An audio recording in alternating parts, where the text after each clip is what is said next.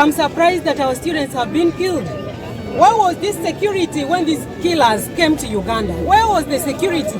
Ekyamazima buli munnayuganda w'oli fukamira wansi ng'osabira ebbendobendo lya Rwenzori olw'obutali butebenkevu obufumbekedde mu bbendobendo lino erimanyiddwa nga Rwenzori region lisangibwa eyo mu bugwanjuba bw'eggwanga Uganda era nga liwerera mu disitulikiti eziwerera ddala 9 okuli Kabalole, Kasese, Bundibujjo, Ntoroko, Kyenjojo, Kyegeegwa, Bunyangabu, Kamwenje sako ne municipali ya Fort Portal. Naye ebbendobendo lino ebibamba birisukkiridde amataba bwe gajja gayonoona ebintu omugganya mwamba nga guwaguza era ebintu bingi nnyo byayonoonebwa n'abamu okulugulamu obulamu naye ate bwe tudda ku butebenkevu ebbendobendo lino litawaanyizibwa abayeekera omuli aba M23 saako ne ADF. Ebitundu bino bisangibwamu okusinga amawanga gali 2 okuli abamba sako n'abakonjo. Bano nga balina entalo zaabwe ze bajjanga balwana okuva emabega eri okuvira ddala mu mwaka gwa 1962 zino nga zaali za bukulembeze era wano mu mwaka gwa 1963 ennamusa yadda ku nnyoge. Obutabanguko bweyongera mu bitundu bino era wana abasirikale ba Toolo basanjaga ab'eggwanga ly'abakonjo sako n'abamba abayitirivu. Bano nno nga balwanira ekiwonvu ekiri mu bitundu ebyo.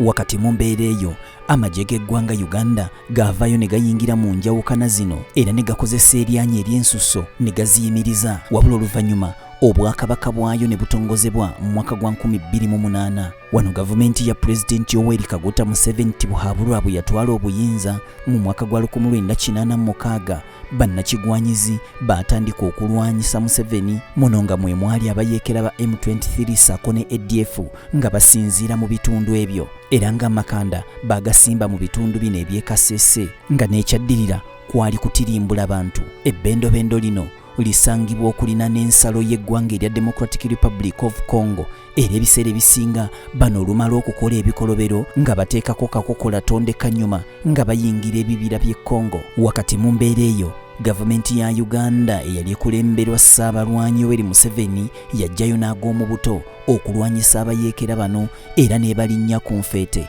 Awo nno Kasese kwe kufuna ku kalembereza wabula abayeekera bano bazze nga bakola ennumba ez'enjawulo nga bwe badduka naye nga baleka bassa abantu. Kinajjukirwa nti ng'ennaku z'omwezi 8 omwezi gwali gwa Juni omwaka gwa 1998 abayeekera bano nga beekuusa ku kabinja ka Allied Democratic Front ADF baalumba ettendekero ly'ebyemikono erimanyiddwa nga Kichwamba Technical Institute lino nga lyali lisangibwa mu disitulikiti ey'e Kabalole era bano bagenda ku bisulo by'abayizi ziyite dormitories eziwerera ddala 3 ne bazikumako omuliro. Abaana abawerera ddala 8 ne bakkirira ewa Ssenkaba ate nga abaana 10 bawambibwa abayeekera bano ne bakuuliita nabo so nga n'ebintu bingi nnyo eby'essomero omwali zirabalatole saako n'emmotoka ebyaleka nga byonooneddwa. Kinajjukirwa nti ng'ennaku z'omwezi 26 omwezi gwali gwa Novemba 2016 poliisi ya Uganda yalumba woofiisi z'obwakabaka bwa Rwenzururu era wano abambowa b'obwakabaka obwa Rwenzururu abawerera ddala 8 battibwa n'ababiri ne bakwatibwa era nga wano gavumenti ya Uganda yakakasa nti bano bakola obulumbaganyi ku police post ezaali mu bitundu ebyo sabbiiti nga 2 emabega era nga kigambibwa nti abakuumi bano be baakikola wabula enkeera ng'ennaku z'omwezi 27 omwezi ogwa Novemba 2016 abasirikale ba poliisi ya Uganda 2 battibwa abantu ba bulijjo era nga kano kaali kabonero si kalungi. Wano poliisi ya Uganda yasitukiramu n'ejja y'abawanvu n'abampinga ewerekeddwako ejje ly'eggwanga erya Uganda People's Defence Forces UPDF ne bayingira olubiri lw'obwakabaka bwa Rwenzururu mu ssaawa nga 4 ez'akalasamayanzi. Bano baali bakulembeddwamu Brigadier Peter Erwelu baalangirira nti bagenda kuyingira olubiri luno baluteeke ku ttaka singa ensonga zino zibeera nga tezigonjoddwa mangu ddala era wano baawaawo akalembereza kaali ka ssaawa emu yokka. Ku ssaawa 5 zennyini pulezidenti w'eggwanga Yoweri Kaguta Museveni yayisa ekiragiro okugenda eri omusinga ono nga ye kabaka wa Rwenzururu Charles Wesley Mumbere ng'amulagira aweeyo abakuumi be abaakoze effujjo ku basirikale b'eggwanga wamu n'ebyokulwanyisa bye baali balina mu ssaawa 2 zokka. Kino nga singa tekiikolebwe ebyaddirira baali balina kwenenya bokka. We gave him 1 hour, it elapsed because we were supposed to storm that camp, that palace by 11. So the president again called, gave him 2 more hours. that please sort this out.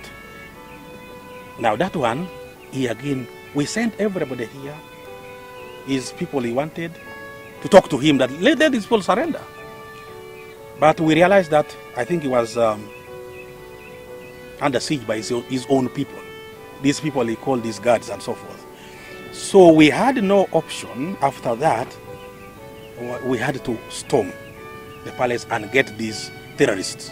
Era essaawa 2 bwe zaayitawo nga kino tekikoleddwa ku ssaawa 7:1 ez'amalya g'ekyemisana ab'ebyokwerinda baazingako olubiri luno ne bayingira ku kifuba yogayoga ng'abakuumi b'olubiri luno abawerera ddala 47 zifuuse embuyaga ezikunta era nga bwe kiri nti atakulekera nawe tomulekera abaserikale ba poliisi 16 nabo bwe batyo baalugenderamu wakati mu kanyolagano n'ekyaddirira era ekyali tekyebeereka kwe kukwata omusinga Charles Wesley Mumbere naggalirwa mu kkomera era ebbanga eryo lyonna okuva mu mwaka gwa 2016 azzenga awera ennemba n'emisango omuli egy'obutemu egy'obutujju wamu n'okulya mu ggwanga olukwe paka sabbiiti ewedde lwe yateereddwa ng'emisango gino gimuggiddwako wamu n'abakuumi be abaali baakwatibwa abasoba mu 200 wakati mu mbeera eyo nga bannalwenzululu bakyajaganya olw'okuta omusinga ate ne bagwamu enjege endala abayeekera ba ADF bwe balumbye essomero lya Rubiriha Secondary School erisangibwa mu ggombolola ya Nyabugando mu disitulikiti ey'e Kasese. Abayeekera ba ADF balumbye essomero lino mu ssaawa nga 4 ez'akawozamasiga ne batemaatema abaana abamu ne babakuba amasasi n'abamu ne bakuuliita nabo okubatwala mu buwambe era oluvannyuma lw'obulumbaganyi buno abaalumiziddwa wamu n'emirambo gy'abo abaavudde mu bulamu bw'ensi eno byatwaliddwa ku ddwaliro lya Bwera General Hospital era wakati mu sabbiiti abazadde baatandise okuweebwa emirambo gy'abaana baabwe batwale baziike. Nga bwe kiri nti ekyekango tekimanyi muzira abatuuze bangi baasibyemu ebyanguwa okulekulira ekitundu kino nga bagamba nti olaba bassa abaana naye ate bwe banaatuuka ku bantu ba bulijjo. Wano mmeeya wa Town Council y'Empondwe yasabye abatuuze okukomawo mu bitundu byabwe kubanga bwe banadduka bajja kuba bawadde omulabe ekyagaanya okukomawo ate akungula emmere gy'ataalima. All the areas they have packed their things, they have gone with their children, or the whole of yesterday evening was a day of moving from their homes, and even others never had sleep. Today even others are still continuing having the fears that are coming up. Abamu baatandise okugamba nti amasomero agali mu bitundu bino gaggalwe olw'ensonga nti ssaawa yonna abayeekera bajja kuba bajja ate batwala abaana abalala. Wabula omubaka w'ekitundu kino Honorable Atkins Katushabe yasabye amasomero gano galeme kubeera nga gaggalwawo wabula gavumenti eyongera okuteekayo abaserikale ba UPDF okukuuma amasomero gano. A crisis. We've lost people in this community. It is high time for government to say, and together with this community, to say enough is enough. We encourage everybody, our community members, our district authorities, and every citizen, specifically this district and outside of this district, to put politics aside. Kinajjukirwa nti wakati mu kufufuggaza abayeekera bano aba ADF, Uganda yatandikawo ekikwekweto kye yatuuma Operation Shujaa n'ekigendererwa eky'okufeffetta abayeekera bano aba ADF okubagoba mu ggwanga erya Congo olw'ensonga nti bwe bajjanga ne bakola effujjo mu Uganda ate nga badduka bayingira Congo kale nno ng'erina okufunira ddala ekikolo ky'eddagala lyabwe. Era ng'obulumbaganyi bwe baakoze ku ssomero lino bulaga nti baagala kuwuddiisa ggwanga nti Congo tebakyaliyo wabula baakomyewo ku butaka.